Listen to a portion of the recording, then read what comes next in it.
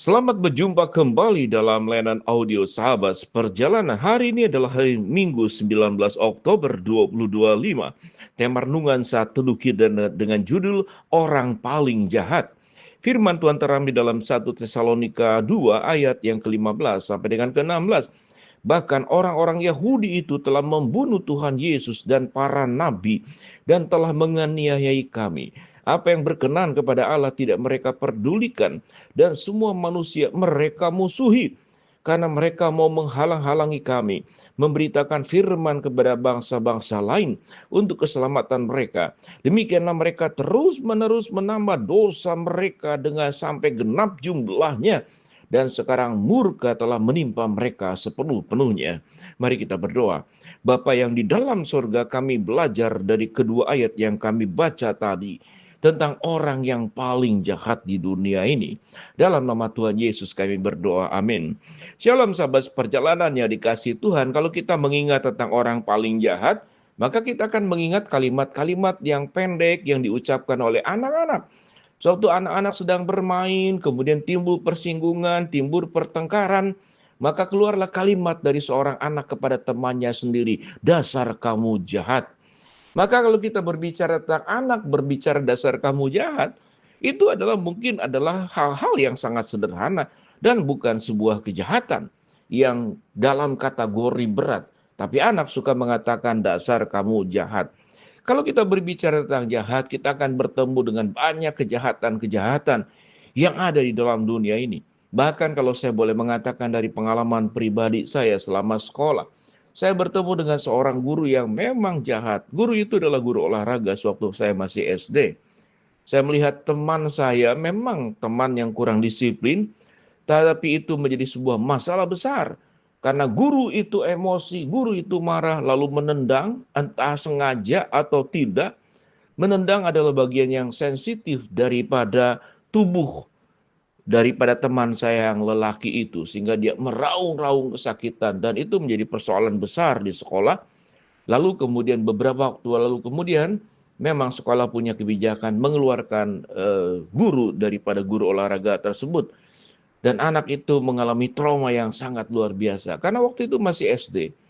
Sahabat seperjalanan, kita akan bertemu dengan orang-orang jahat.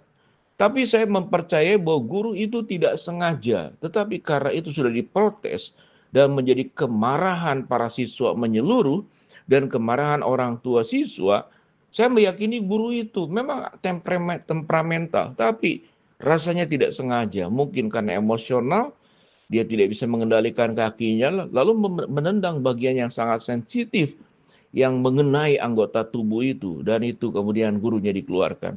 Tapi kalau kita berbicara tentang kejahatan, apa yang paling jahat? Apa orang yang paling jahat? Mungkin kita boleh berkata, yaitu anak durhaka, anak yang mengkhianati ibunya, anak yang menjual ibunya. Saya bertemu juga dengan seorang ibu yang harta bendanya itu dirampas oleh anaknya sendiri. Sampai orang tuanya, papanya sudah tidak ada, ibu ini ibu tua. Sampai ibu tua ini tidak punya apa-apa. Tetapi anaknya dan mantunya merampas semua hartanya.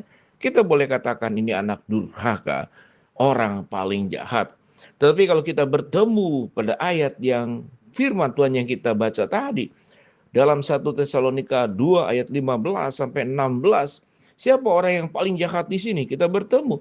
Bahkan orang-orang Yahudi itu telah membunuh Yesus dan para nabi dan telah menganiayai kami. Kita tahu dengan jelas, orang Yahudi itu adalah dipilih oleh Allah sebagai bangsa pilihan Tuhan.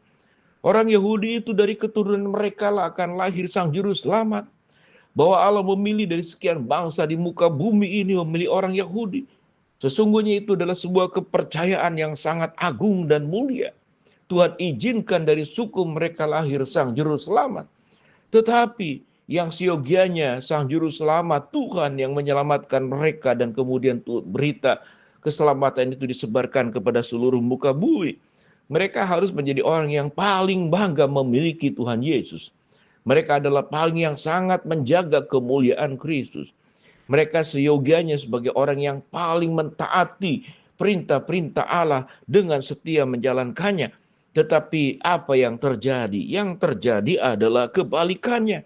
Apa yang firman Tuhan katakan? Orang-orang Yahudi itu telah membunuh Tuhan Yesus dan para nabi dan telah menganiayai kami. Ini bukan lagi durhaka seperti durhaka seorang anak kepada ibunya, tapi durhaka umat berdosa kepada Allah. Kalau kita melihat orang sudah melakukan yang baik, lalu melupakan kebaikan, itu saja sudah kejahatan. Tetapi kalau sudah melakukan yang terbaik, tapi kemudian dibalas dengan yang terburuk, perhatikan kalimatnya. Kalau orang sudah melakukan yang terbaik, lalu dibalas dengan perlakuan yang terburuk, pelukan kemudian dibalas dengan tikaman, kesetiaan kemudian dibalas dengan pengkhianatan, kasih dan cinta dan nyawa yang diberikan dibalas dengan kemudian justru membunuh untuk yang kedua kalinya. Kalau kita boleh katakan orang Yahudi ini membunuh Yesus tidak sekali, mereka berkali-kali karena sebuah niatan penolakan kepada Sang Kristus, maka itu berarti sedang melakukan pembunuhan. Membunuh apa? Membunuh berita Injil yang siogianya mereka harus sebarkan, harus sampaikan. Tetapi mereka disebut membunuh Tuhan Yesus, membunuh para nabi. Dan mereka berjuang untuk membunuh kami dan menganiayai kami. Apa yang berkenan kepada Allah tidak mereka pedulikan. Dan semua manusia mereka musuhi. Rupanya mereka tidak hanya memberontak kepada Allah. Semua manusia yang tidak sesuai dengan harapan mereka, yang tidak sejalan dengan harapan mereka, mereka musuhi. Ayat 16 dikatakan, karena mereka mau menghalang-halangi kami memberitakan firman kepada bangsa-bangsa lain untuk keselamatan mereka. Demikianlah mereka terus-menerus menambah dosa mereka sampai genap jumlahnya. Sekarang murka telah menimpa mereka sepenuh-penuhnya. Kita harus belajar, sahabat, perjalanan. Setiap kejahatan, setiap keburukan, apapun bentuknya, kecil, sedang, atau besar, satu hari kita akan bertemu dengan murka Allah yang akan mengadili segala keburukan kita. Mungkin kita tidak seburuk, katakanlah orang Yahudi yang membunuh Tuhan Yesus, para nabi, dan menganiayai rasul-rasul. Tetapi sewaktu kehidupan kita, itu menjadi sosok yang menakutkan, sosok yang memusuhi orang lain, menjadi pribadi yang selalu merasakan diri benar, lalu selalu mengkritik orang lain, memusuhi orang lain, kemudian berbagai macam dosa yang kita lakukan. Kita tidak lagi bersyukur kepada orang tua kita. Kita mengabaikan orang tua, mengabaikan orang yang sudah berbuat baik kepada kita. Kalau ada banyak ragam kejahatan, mungkin kita bisa tulis dari urutan yang paling jahat sampai kejahatan yang biasa-biasa saja. Namun tetap kejahatan dan namun tetap berdosa. Sahabat, seperjalanan kita mungkin tidak membunuh Tuhan Yesus. Kita mungkin tidak membunuh Nabi. Kita juga mungkin tidak membunuh, katakanlah guru Injil, pendeta. Tetapi sewaktu kita melupakan Tuhan, kita tidak hidup di dalam jalannya. Kita melupakan kasih Tuhan yang sudah menyelamatkan kita. Kita sudah masuk dalam kategori orang yang jahat. Walaupun kita tidak berbuat jahat yang sangat luar biasa, kejahatan tetaplah kejahatan. Bila kita menjadi orang yang berubah, menjadi orang-orang yang diberkati, menjadi orang-orang yang membawa kabar baik, menjadi orang-orang yang membawa kemuliaan Kristus lewat hidup kita. Mari kita berdoa. Bapa dalam surga, terima kasih buat firman-Mu. Hamba-Mu berdoa buat yang sakit Tuhan sembuhkan, yang menghadapi masalah Tuhan bukakan jalan, yang sedang berdoa Tuhan kabulkan permohonannya.